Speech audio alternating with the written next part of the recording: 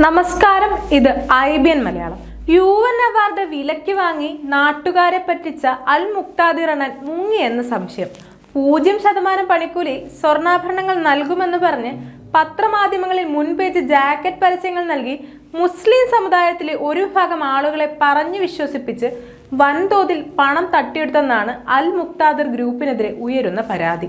വിവാഹ ആവശ്യത്തിനടക്കം സ്വർണം നൽകുന്നതിന് വൻതോതിൽ ഡിപ്പോസിറ്റ് വാങ്ങിച്ചിരുന്ന അൽ മുക്താദിർ ജ്വല്ലറിയിൽ നിന്ന് സ്വർണം കിട്ടാത്തതിനെ തുടർന്ന് വ്യാപക പ്രതിഷേധമാണ് ഉപഭോക്താക്കളിൽ നിന്ന് ഉയരുന്നത്. തൊഴിലാളികളെ ഉപയോഗിച്ച് നടത്തിയ വൻ ഡിപ്പോസിറ്റ് ശേഖരണത്തെ തുടർന്ന് ജീവനക്കാരും ഇപ്പോൾ ഉടമയ്ക്കെതിരെ നടപടിക്കൊരുങ്ങുകയാണ്. പരസ്യങ്ങൾ വഴി നിരവധി ആൾക്കാരാണ് തട്ടിപ്പിൽ കുടുങ്ങി കോടികൾ നിക്ഷേപമായി നൽകിയിട്ടുള്ളത്. എന്നാൽ പലതും കണക്കില്ലാത്ത പണമായതിനാൽ എങ്ങനെയെങ്കിലും ഉടമയിൽ നിന്ന് പണം വാങ്ങിയെടുക്കാനുള്ള ശ്രമമാണ് ഇപ്പോൾ നടത്തിക്കൊണ്ടിരിക്കുന്നത്. പരിശുദ്ധ നാമങ്ങൾ ദുരുപയോഗം ചെയ്ത് കേരളത്തിലെ സ്വർണ്ണാഭരണ മേഖലയിലേക്ക് ഹലാൽ പലിശ തട്ടിപ്പുമായി എത്തിയവർ 2000 കോടിയുമായി മുങ്ങിയതായുള്ള സൂചന പങ്കുവെക്കുന്നത് സ്വർണ്ണ വ്യാപാര മേഖലയിലെ വ്യാപാരികളുടെ അസോസിയേഷനായ all Kerala gold and silver merchant association, അതായത് AKGSMA ആണ്. തുടക്കത്തിൽ തന്നെ തട്ടിപ്പ് തിരിച്ചറിഞ്ഞ് Al Muktadir gold and diamond manufacturing wholesale ജ്വല്ലറിക്കെതിരെ സ്വർണ്ണ വ്യാപാരികളുടെ സംഘടന രംഗത്ത് വന്നിരുന്നു. എന്നാൽ പത്രമാധ്യമങ്ങളിൽ വൻ പരസ്യം നൽകിയും തട്ടിപ്പിന്റെ ബ്രാൻഡ് അംബാസഡർമാരായി ചില പുരോഹിതന്മാരെ ഒപ്പം കൂട്ടിയും മതവികാരം ദുരുപയോഗം ചെയ്താണ് വൻതോതിൽ നിക്ഷേപം നടത്തിയെന്ന് AKGSMA സംസ്ഥാന treasurer advocate S. Abdul Nasar പറയുന്നു.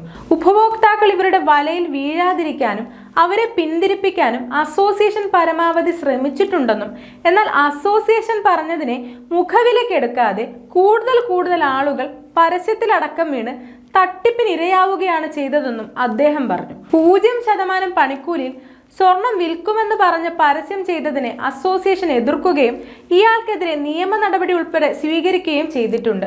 തട്ടിപ്പ് പരസ്യം കണ്ട് നിരവധി ഉപഭോക്താക്കൾ വിവാഹ ആവശ്യത്തിന് സ്വർണം വാങ്ങുന്നതിന് ഷോറൂമുകളിൽ എത്തുമ്പോൾ വൻതുക ഡിപ്പോസിറ്റായി നൽകിയിരുന്നു.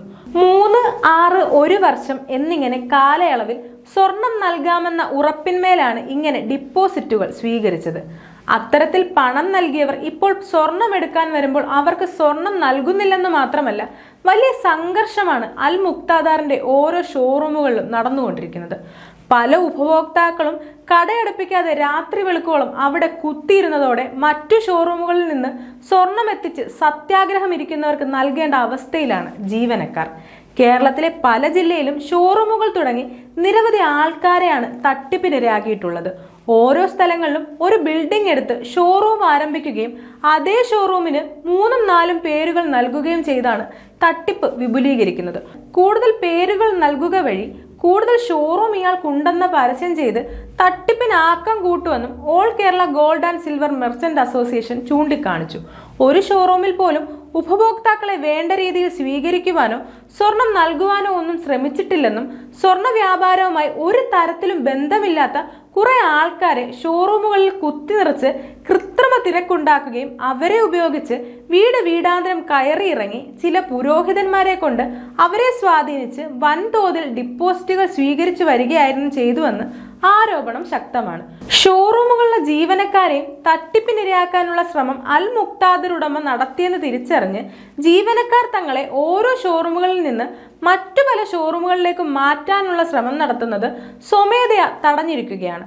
ജ്വല്ലറി ഗ്രൂപ്പിന്റെ തട്ടിപ്പ് മനസ്സിലാക്കിയ ഷോറൂം ജീവനക്കാർ ഇപ്പോൾ യൂണിയൻ രൂപീകരിച്ച് സ്വന്തം നില രക്ഷിക്കാനുള്ള ശ്രമത്തിലാണ്.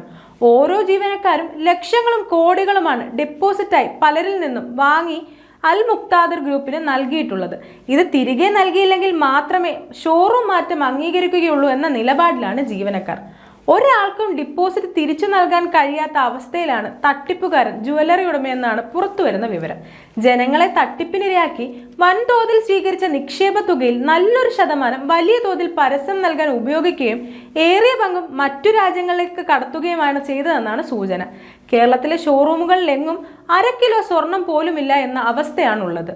കഴിഞ്ഞ കുറേ നാളുകളായി പത്രങ്ങളുടെ മുൻ പേജ് പരസ്യങ്ങൾ കാണാനുമില്ല. അൽ മുക്താദിർ ഗ്രൂപ്പിന്റെ തട്ടിപ്പിന് കേരളത്തിൽ അവസാനം കുറിക്കുകയാണെന്ന് കരുതുന്നുവെന്നും ഇയാൾ മുങ്ങുന്നതിന് മുൻപ് ഡിപ്പോസിറ്റ് ചെയ്ത പണം എങ്ങനെയെങ്കിലും വാങ്ങിയെടുക്കാൻ ശ്രമിക്കണമെന്ന് ജനങ്ങളോട് സ്വർണ്ണ വ്യാപാരികളുടെ അസോസിയേഷൻ പറയുന്നു.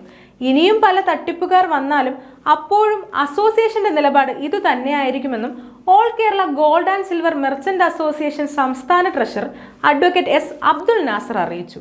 News desk IBN Malayalam.